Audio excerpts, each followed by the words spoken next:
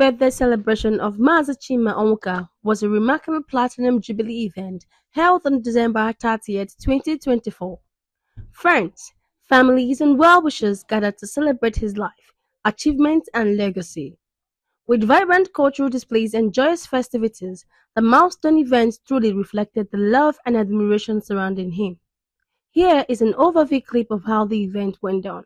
Please, if you're watching this amazing event on Adamaza TV and it's your first time here, make sure to subscribe, like, comment and share. If you have an event you'd like us to showcase, reach out via our social media handles at Adamaza TV. Connecting you to your African roots is our topmost priority.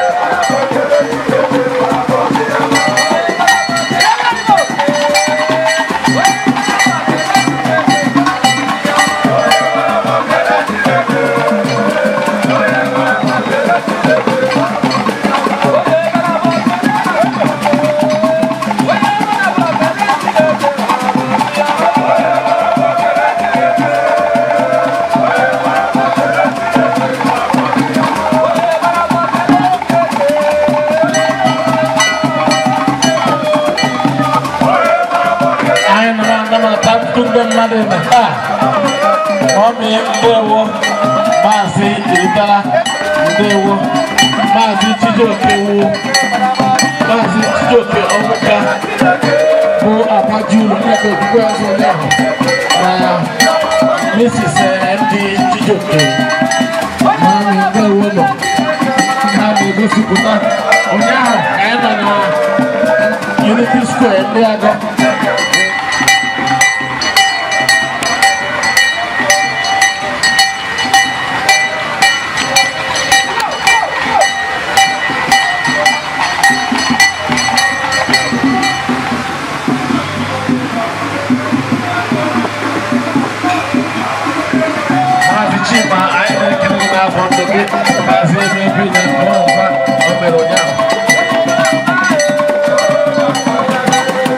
Mazi wonye omenala aga atọ na-eme mgbe ọhụrụ na USA jikọta ọnụ arụ n'ebe ọhụrụ oge na-eme ebe ụgbọ na-eme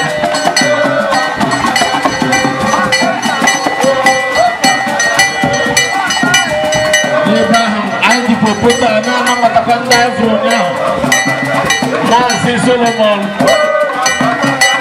Uwabo nwa Nzizaro Nze Ukoga anyị nwoke Sani Enugu Kubia Maazị Ndewo. Ndewo Nana. Nnaza Toti mere gịnị Charles? I'm a reporter with Adamazi TV. Yes. Our company is to connect all Africans back to their roots. Maazị anyị sị ka anyị mara to n'onye ịkpọtụrụ anyị ihe na-eme n'ebe a. Ndewo. Avambo Nze Zaru Chukwu Solomon Ikwu-Agwohu abụ nwa. Ihe a bụ ndị ọgọ m wụrụkwa ọgọ eze anyị na-aso onye Enugu Ukwu. So anyị bịara ịnọnyere ha emene medical outreach ndị ọnwụka mere a na-emekwa bịa memorial and homecoming. Taa wụkwa birthday ọgọ anyị dị Chima Onwuka ọhịa anyị ji bịa ma ọgọ anyị kwa. Ndewo. Obi dị m sara sara, obi dị obi ọma, obi dị m ụtọ. Mọde na ihe anyị na-eme onye omenala Christmas London nke m onwe wee ebe a na Christmas o obi dị m mma, obi dị anyị ụtọ. Agaghị zabụrụ otu ndị ọgọ anyị na-abịa onye anọ ebe a na for almost 1 week. Ọ ịhụnanya o nwere a na ezigbo nya anyị nyere ya. So obi dị anyị mma, udo dị n'arụ, udo ga-achị n'arụ. Onye nwanne ya mere ya gbaghara because o nweghị ebe nghọtahie na-anaghị adị beta ọ emeziwe isiokwu jụtụ ya nọ. Ụmụ arụ ha na-agba mbọ ha gụọ akwụkwọ onye na-achọghị ịgụ akwụkwọ ya mụọ aka ọrụ anyị ga-enyere ha aka. Udo na ha abịa, gọvanọ na ha emeghela ụzọ, senators ha ma them, all of them, everybody is opening, local government is doing their own. Ụmụ anyị nọ na road maintenance na Arụ eme tomorrow is here in Aruchukwu. Tomorrow is here. Yes, ndewo. Adamazi TV is wonderful. I think the sky is the beginning for Adamazi TV. It's doing very, very well, and we are proud about, particularly Oziaro. Na ya si aga na agba ha ume, Chineke ga-agọzi ha. Ha ghọọ dịka CMTV and NTA n'aha Jizọs. Ha sị ka anyị bịakwanyela ọgọ anyị nwoke ugwu. Ọtata ka ọ na-eme 70th birthday. Mụnwa wee si Enugu Ukwu na Anambra State wee sị ka m bịa nọnyere ha. So na-ekenekwe unu nwa bụ ndị Adamazi na unu na-eme mma wee na-eweta all this culture to the whole world for them to see where we come from and how our culture is being done. So I thank you so much for all the things you are doing. Well done. Thank you so much. Afam Tomokoye Nkwoji n'Enugu Ukwu Umunri. Thank you. Thank you for your time. Thank you, sir. Thank you very much.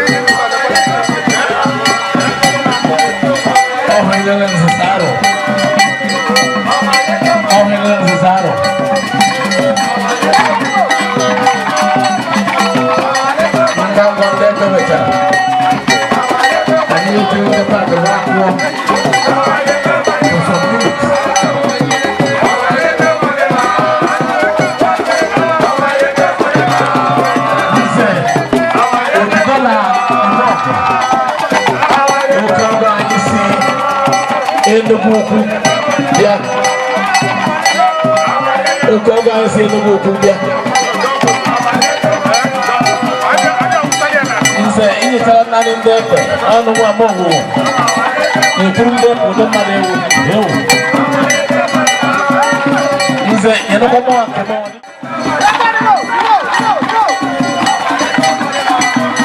Maazị Onwuka Maazị Chima Onwuka biko nwanne anyị nwoke wụ Maazị Ọbasi Tọtị oke nwanne anyị ọ nọkwa n'ebe nwa afọ atanị anyị ji eme ọnụ nwa atanị mgbanwuru anyị ji eme ọnụ Maazị Ọbasi Tọtị wezi enyi Maazị Chima Onwuka Maazị ndewo nji okwuta na anamata gị n'ụbọchị nkịta Maazị gị lele nwaazị anyị nkwanyere na ha azụ ndewo Maazị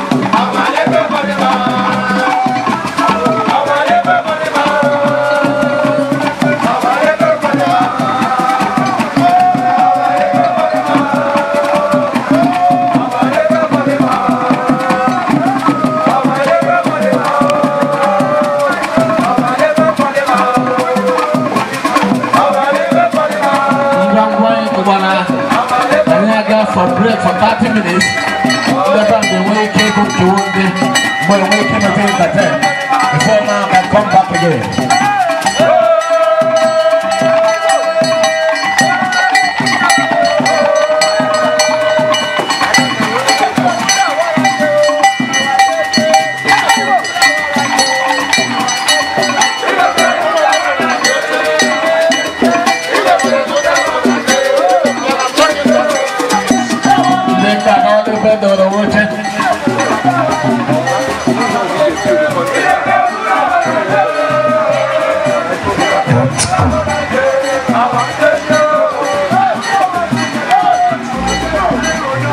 Thank you. You can hold the floor for me for less than 30 minutes. I think I'll join you up.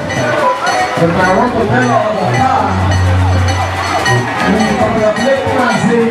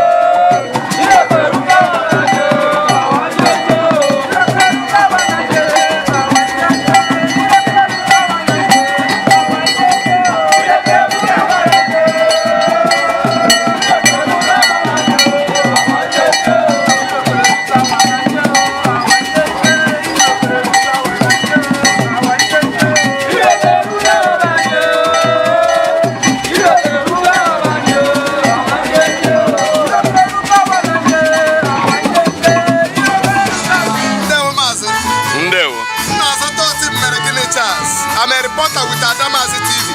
Akọrụ anyị bụ ị na-agbasara mba ụwa ozi ihe na-eme n'ime obodo anyị. Taa anyị nọ n'ama ngwuru ibe Maazị Chima. Biko butere anyị onye bụ na ihe anyị na-eme n'ebe a taa. Monwoza Maazị Obasi Okoro Toti Koko. Mụ na Chima anyị maala Maazị Chima, anyị amaala nza dị anya famili anyị abụọ n'Uyo ọdịlarị anya and ịfụnanya ọha anyị nwere na famili abụọ anyị ka na-afụkwa. Mgbe m gakwara US mụ na ya afụkwara obede ọwụla ọ na-eme nna agaji onwe ndị nke ọ na-asị m na mma pụọ njọ ya adres mma na ebe ọha nke anyị ọ na-eme ugbo ya si 70th birthday mbịa buru na June kpere nsị na mma agbalị ma erutakwa nka ọ ya mere m ji bi ebe a taa and ọhịa obi ụtọ.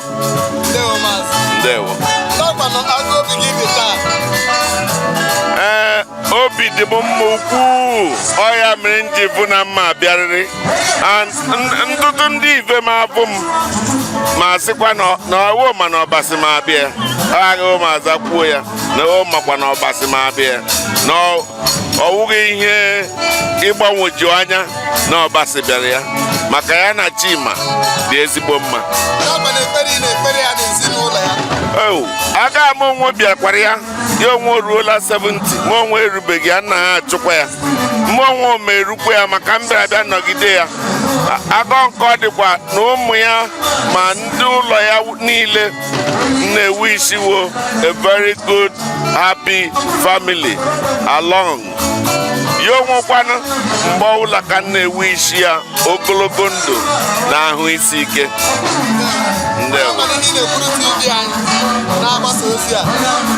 TV unu na-agbalị ukwuu m na-eleji unu na unu ti ya onwe ndị na-etije ya na WhatsApp m na-elejekwa ya mgbe ọbụla ma onye so nwere tụ ya onye mma aga dị mma ndị na-eme ezigbo ọrụ ukwuu. Ndewo. Thank you for your time. God bless you. God bless you.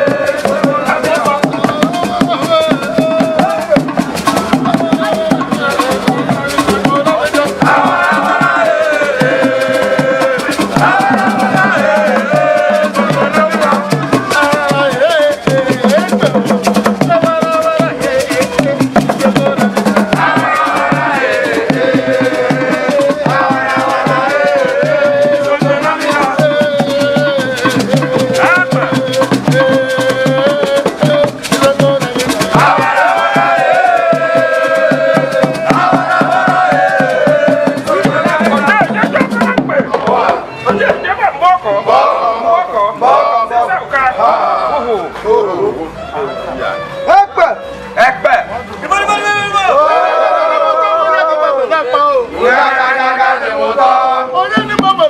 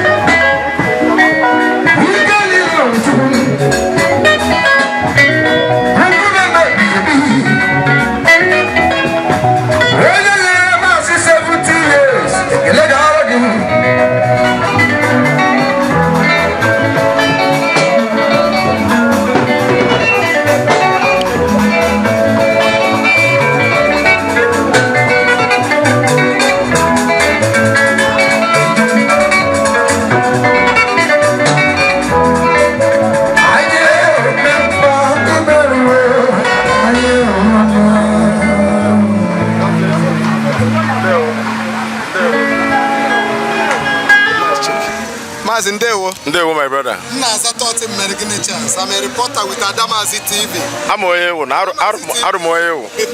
Adamazi TV is connecting all Africans back to their roots. Yes. So I know na Ugwu Avo Road, Ibe Mazi Chima. Chima Onwuka. Onwuka, I forget Ebata. I see Koatrani, Owegedeni, Pokanarani, behind a menebata. And I come Mazi Chekwas Albert Oti. As you knew, I was the immediate past President General of Attorney Welfare Union worldwide, and I'm also presently the chairman of all the President Generals and Secretaries of the 19 villages in Aruchukwu. Chima is more of a brother. We all were born and brought up at Umuoba. So we school together, we do everything together. When we were at Umuoba, Ulubianye, and you want any discrimination, whether you are from Utugu or Binkita or from Ata, you know I'm from Atani. Yes, we do things in common as brethren. So many of them that are here, you can see a lot of them that we are born and brought up at Engwad, how they are, because we knew ourselves. So when he saw me that he's doing his birthday today, I said, definitely I'll be here. I'm still coming back. I just want to breeze in at Elvis' place. I'm coming back. So Chima, in fact, is a brother. I don't want to say it's more of a brother because we started from the scratch. I remember in those days in Bayano no more but school, na primary school. You understand? And we grew with that love and harmony, and that's why you're seeing me here today. So before you leave, just a prayer. The prayer you have for the I'm happy that he has already clocked that golden age and the biblical age, because golden age is 60, biblical age is 70, but God is going to add more. Amen. In the name of Jesus. Amen. Chima will live to see his great-grandchildren, just like the mother. The mother, may her soul rest in peace, is the same name with my own mother. The mother Eunice Onwuka, while my own mother is Eunice Adbatoti. So that's what I'm saying. We all do things in common as brethren. Yes. You understand? You no discrimination, no nothing. So the Almighty God that has brought us so far, you remember, as I said, from Umuoba to this place, we continue blessing us. And I'm happy that he's always at home. I want to call him the legal American a lot, but he's all home boy. You can see him there and all the rest of them. So I'm so much happy and proud of him. Thank you very much. Thank you for your time.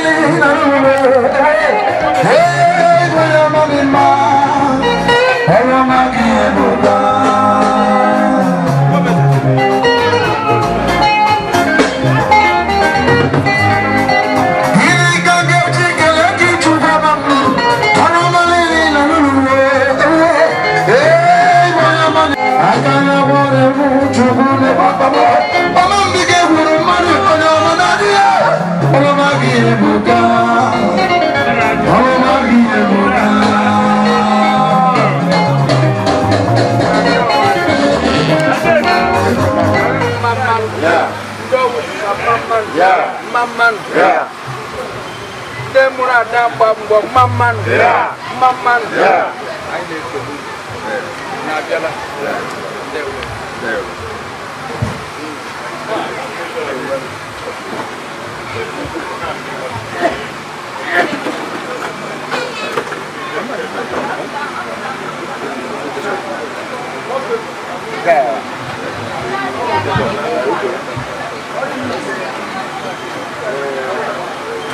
Gonga, Maman, Gonga, Maman, Gonga, Maman. Then one way, Maman. Why you really? Mas. Oh, I need to. Go me by I got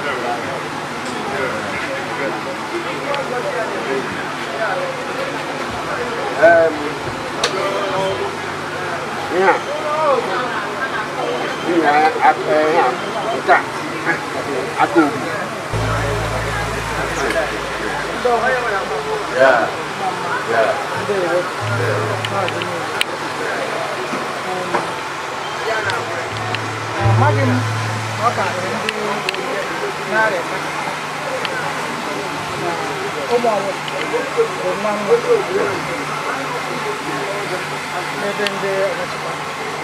Uza masị o hapụ Obinna ọmụchekwa ahapụkwa Maro ọmụchekwa ahapụkwa ụzọ ọmụchekwa bụ onye ụzọ na ndị okoro ya otu mgbe ọbụla ọ bụrụ ga-ege asị nwa nwa ndị ọmụchekwa ga-ege asị nwa nwa ndị ọmụchekwa na-ele anya amaghị na mgbe ọmụchekwa bụ papa anyị o nwere ihe mgbe ihe metụrụ masị ebukwala nwa nwa onye bụrụ nwa nwa ezi nwa arụ afụle m gị afụle m ọtụtụ ndị ebe ọnwụchekwa ndị be ọnwụchekwa mgbe ahụ anyị kwuru okwu matara ndị be ọnwụchekwa ndewo nọ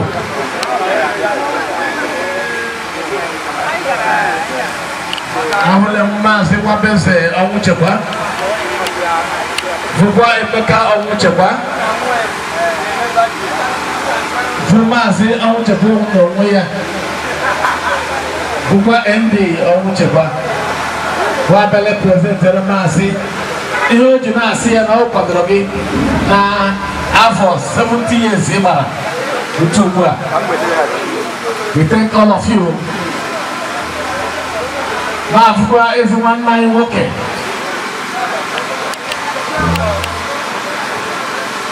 Ibrodi maazị Ndewo maazị Sir Godwin Apara recognize their presence.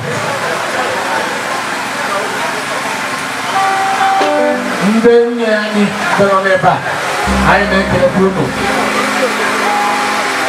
and all the Awuka family, they say thank you for coming. We know we do the very wonderful work. Okay, chile to me. Nja one them. Nasa Dr. American Charles, who a reporter with Adamasi TV.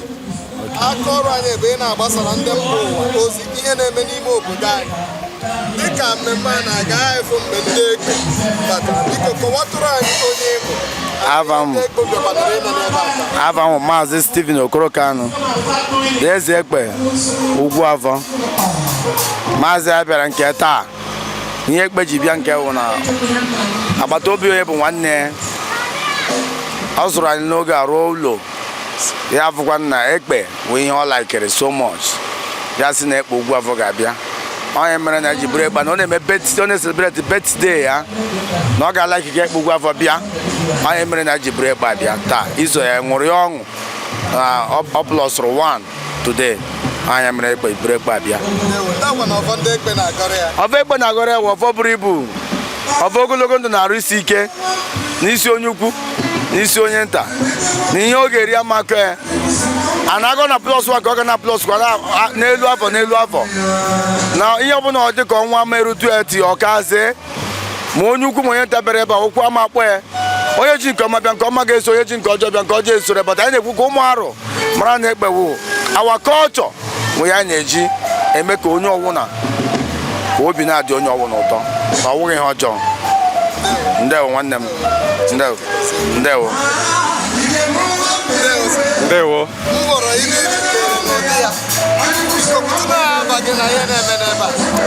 Afam wo Prince Kanu Oriri, the son of late king of Ugwuavọ village. So onye na-eme ebe a na-awụ tenant anyị onye nwoke mmadụ to Ugwuavọ village. So ọ sị anyị ekpe Ugwuavọ bịa nọnyere ya taa ọ gbara afọ.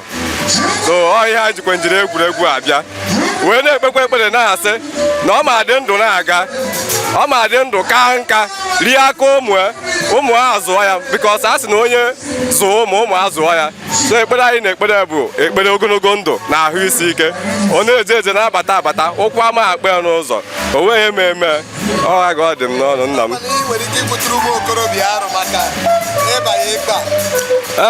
Ndewo nna m ihe m nwere ikwuruwo bụ na ekpe anaghị emegide mmadụ ekpe wụ kọlchọ Arụchukwu na-asị ụmụ arụ ndị na-anọbeghị n'ekpe a jisi ike bịa nọrọ etozu na anị arụ oke Igbo na-ekpe bụ ihe jikọrọ arụ ọnụ onye na-anọbeghị jisi ike nọrọ ya na ọ na-adị mma onye nọrọ n'obodo ya o tozuo etozu maowo mbeziri n'Enugwu mana ihe omenala na-adị m mma ọ bụghị ejighị emegide mmadụ. So onye na-anọbeghị jisikwa n'ike nọrọ na tozuo etozu mmemme niile a na-eme na anị bụ omenala arụ itozuo etozu na maowo tozuru etozu na-emekwa emesi ya ike. Maazị na-emekwa birthday taa bụ Maazị Chima o tozukwara etozu oke nwa arụ ọ na-emekwa omenala emesi ya ike ejighị omenala emegide mmadụ ejikwanụ ga-egbu mmadụ. So ụmụ arụ niile biko ebe ọ bụ na onye nọ tara ya ka itozuo etozu na omenala arụ oke Igbo. Ndewo nna m. Ndewo. Thank you for your time.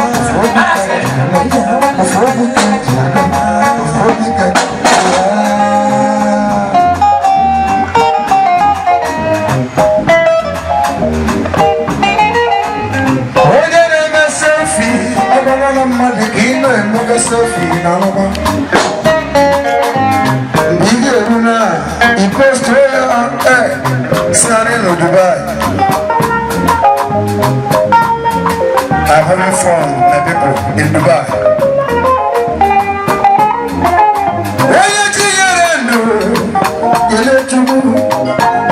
Avamza Maazị Daniel Okronkweni and the young one as a mother. You're the Omarana of Mos Mazini. Eni. E-N-I. Eni. Ni ngeni. Abota Kobiduru. I am any Mbumabo Mato. The other Babara. Okanameroji Pomnaka. Kuzo Shike. And I can Kuzurung Kuzone. And I'm an Nazi. You are married, man. I'm an Nazi. Obrun Kemama Gemasi, a Magime. But Mazia, Oyana Queru. I got a querebu who can't acquire you. Open Emerenji Pebie. Since I got in I may. Cake Bagane, man would I go no can but all dog can't acquire. This is one the new go. That is in the neck by the noble. Company Mazake. Kemaram me poor. Oh, Macaran me poor Meroji Kumze. You are bombardi in the Kamekuyaza. You watch here, Nemenoga. Emerana Ta. Oga, where I got it. Only my quick bargain, a chinaga. But no. Maza. I got up Cambodia. So near no Toronakam may miss Abuki Mepe, Kenabo or Kama, Kakam room may make Omara. No, I got cause out there. Yeah, I'm not sure no war about them. Neo Bueme, Asimo Bueme, Ebuke Memekwa, oh, yeah, and I gone over. And I know. Nke dị mma mee ka amaghị mma emekwa n'ihi onweghị onye o mere n'imi hapụ ibe ya ị na-anụ so ka m jiri asị ụmụ ekpe niile bịara ebe a okwu o ji bịa ka ụmụ aji alakwa ma ihe niile bịara n'ọgbakọ a na ihe adum a na-eme ụkwụ onye ọbụla ji bịa ka ọ ma eji ala onye bụ nke ọjọọ n'obi bịa ya eburu ya lawa n'ụlọ ya ọ naghị eru mmadụ oha n'ihi gịnị a sị kpegbuo orie bụ onye ikpe ka a ga-nza kwuo nke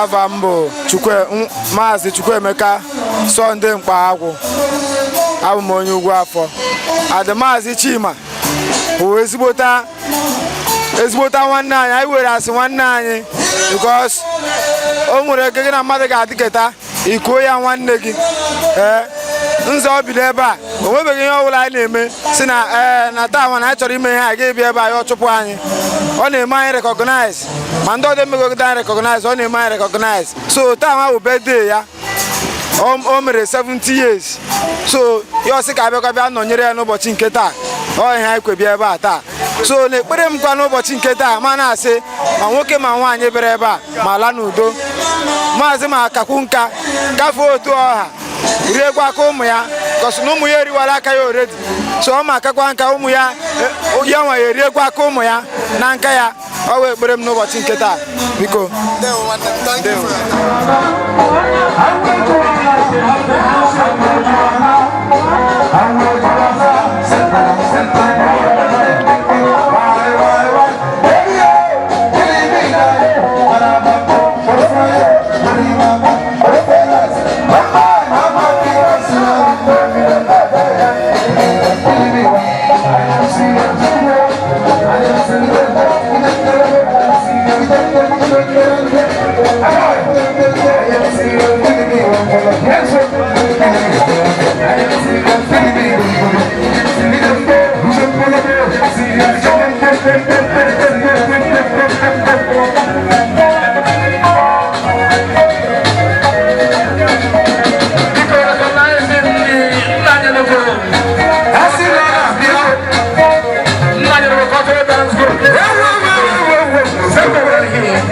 And let me start the music, stay in the music.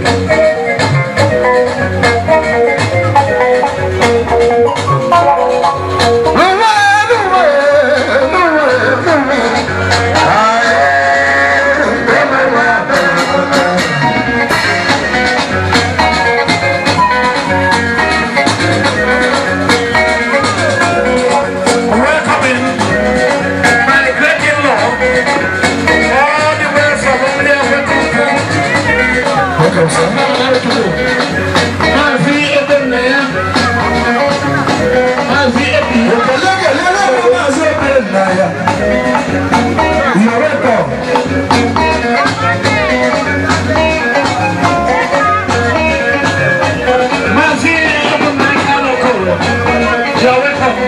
all the way from United States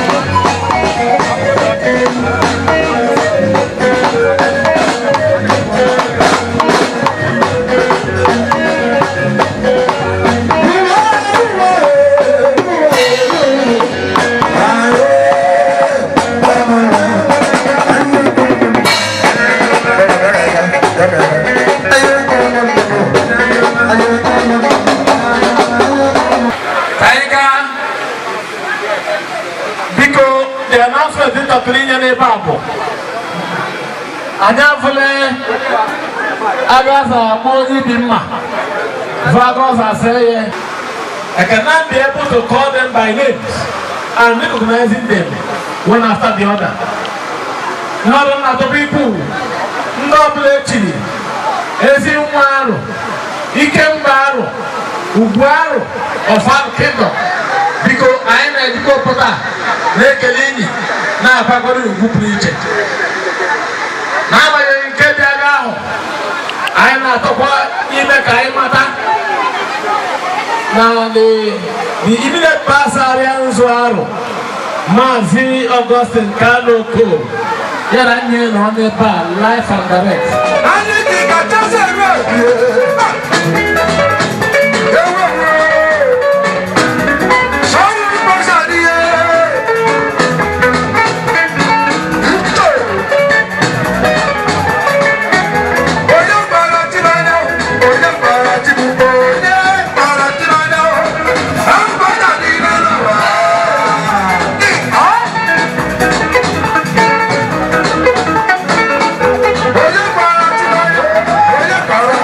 you.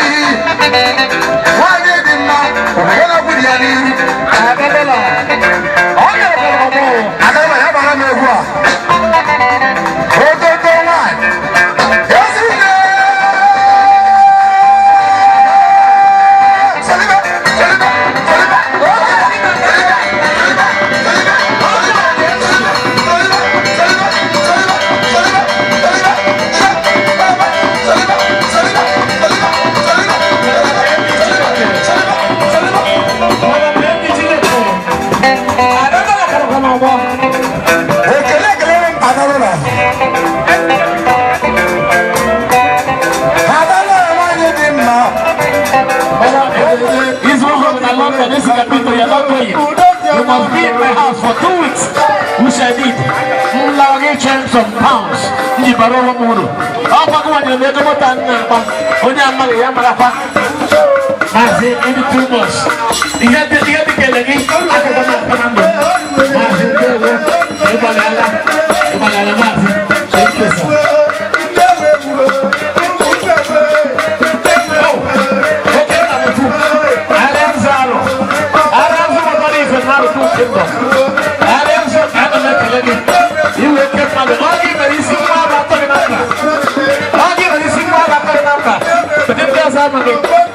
Thank you.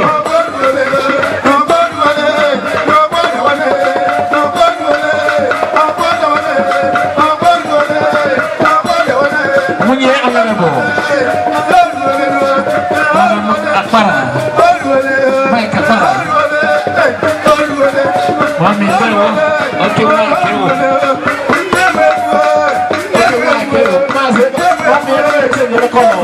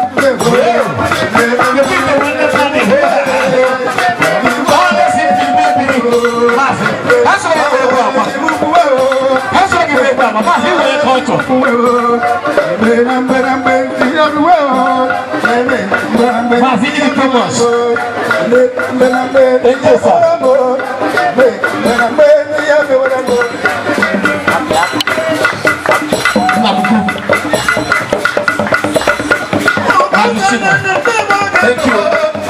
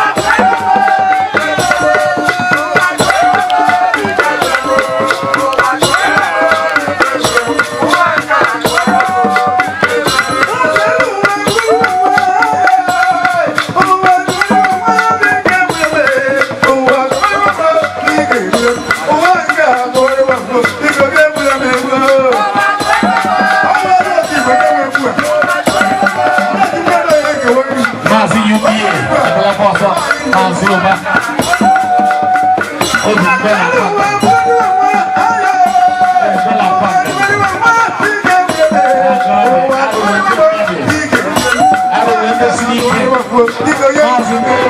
is my brother. Mazi Chima.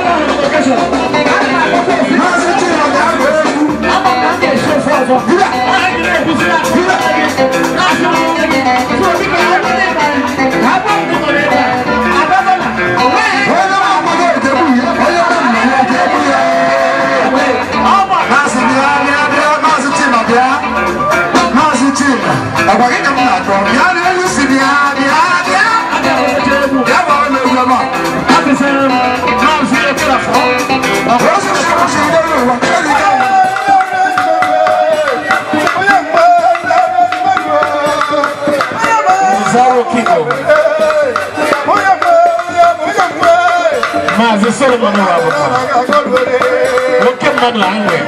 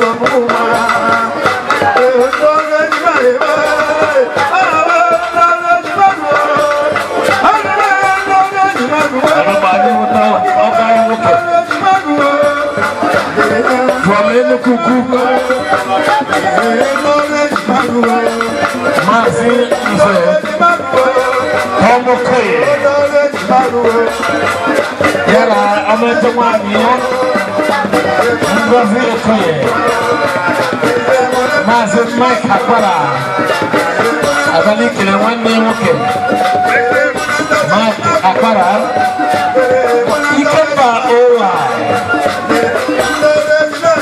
Okay, Namuku over UBA. UBA, I'm a major big UBA, but decide, hotel line to go like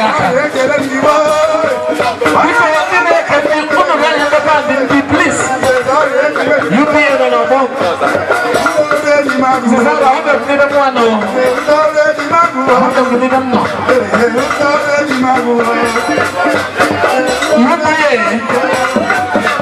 You be a people that make the laga.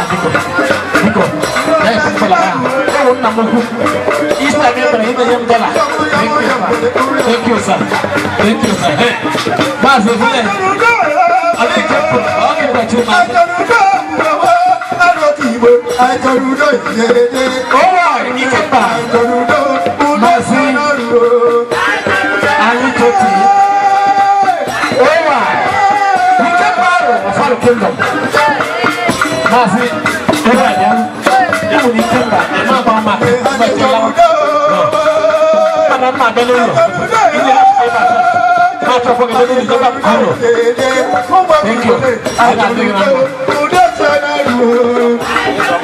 Mazi Augustine Okelafo, Apelakoso.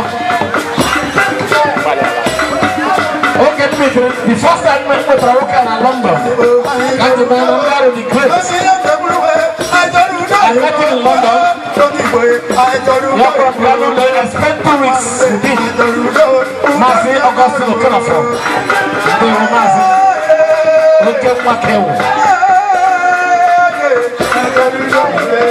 Mazi Augustine.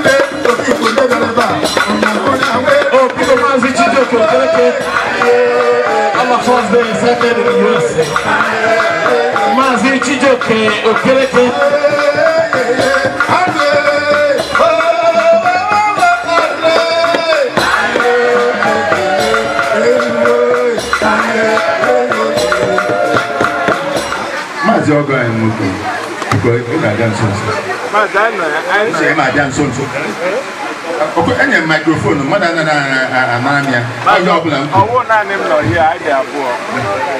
Okay, we'll be going to be. Oh, so. Go. Hey, Abula, Amarachine came in. Nezinola. I swear, Chineke, me, Amarahu, Naga, Nahaji. Achicha ama ibu ya na abanya ama aga peta and mbebu waria anyị niile ga-eji otu ọṅụ kwee na Maazị Chima ga-adị 80 ọ ga-adị 90 ọ ga-adị 100 ọ ga-adị 110 Madam, ị na-ekwe eme madam biko mgbe anyị na-ekwu anyị nwere ihe anyị na-eji wee gbọwa keeki a and ọ bụrụ na unu kwere anyị ga-eji JUSUS ụfọdụ abụọ so maazị gbawa ya ọga nwoke maazị ohu abụma ga-ekwuru anyị ihe ọ bụ mgbe agbanwe keeki ahụ maazị nke a kwakwe nọ ka anya oge ụtọ na mbe ọ dịghị ọdị a na-eji enwe ike iji mkpọ n'abalị ngwa maazị were mma ijiri aka na mma ọrụ iji ya kwe mgbe anyị na-agụ jee isi olu mkwenu jee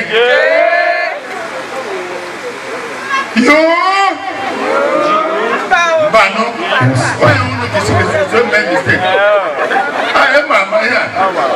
J-E S U. This is Una. U S S. Happy birthday. Happy birthday to you. Happy birthday to you.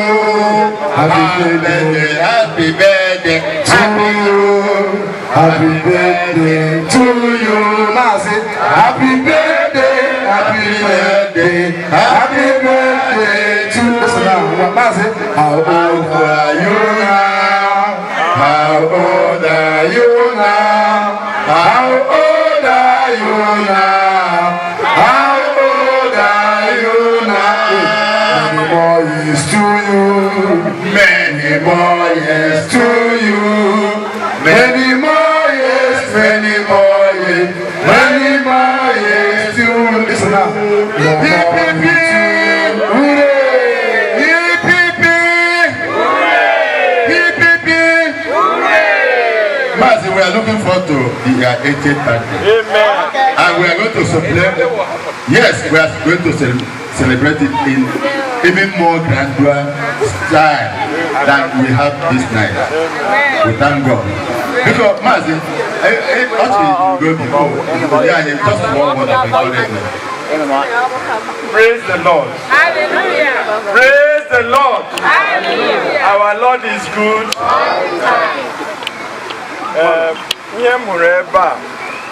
Hello. What I have seen here is peace. I've seen a man satisfied. A man who is still ambitious, but very grateful to God for good health. It's a success story. I can see Auntie Baby here. I can see all the sisters. I can see my mother-in-law. I think my mother is praying, my mother, I feel like this is a family you want to belong to. Amen. This is a family that produced the most beautiful ladies in Africa. Father, all I ask for is that the peace that is reigning in his life and the family will continue in Jesus' name. Amen. Adamazi TV is connecting all Africans back to their roots, and we do this by showcasing all the nitty-gritties of things happening in our communities, our villages. Despite the location in West Africa, it's been a nice time here in Ugwavo Road in the house of Mazi Chima. Please, a quick one. Please tell us who you are and what has happened here today.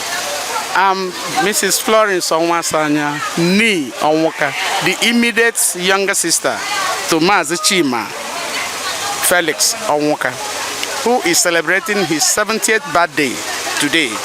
And all the family, extended family, the whole village, friends and well-wishers gathered here today to celebrate him alive.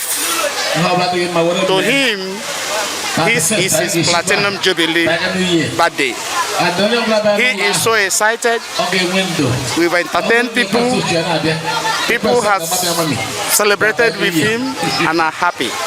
And everybody here is happy, both old and young. We thank God for his life. He is our mentor. We copy him, his wisdom, his ideas, his skills, and the strength.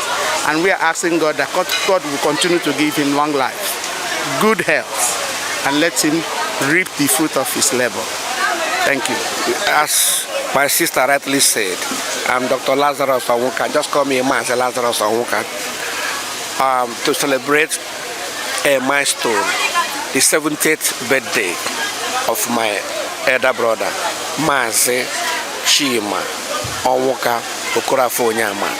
Today, like my sister rightly said, he's been a pillar in this family, mentoring, nurturing. It might be hard, but he wants a success. That's one thing with him. He doesn't take nonsense. We are happy for him today, and also grateful for those that came to celebrate with him. People came from far and wide to celebrate with him, and we believe that God will also take them back safely. A lot of people contributed to the success of this story today. The Bible says 70 years is what we needed, but he has made 70, and we believe we're going to make 70 more years. God bless you all for coming to celebrate with us at Adamazi TV. You've been doing good. Thank you very much. Thank you very much. You have heard from the horse's mouth. What have we to say? Better is the end of a thing than the beginning thereof. We are in Amangbu Road in Arochukwu, Abia State, Nigeria, West Africa. Keep on watching Adamazi TV and continue to touch the share button. I am Toti Meregini Charles for Adamazi TV.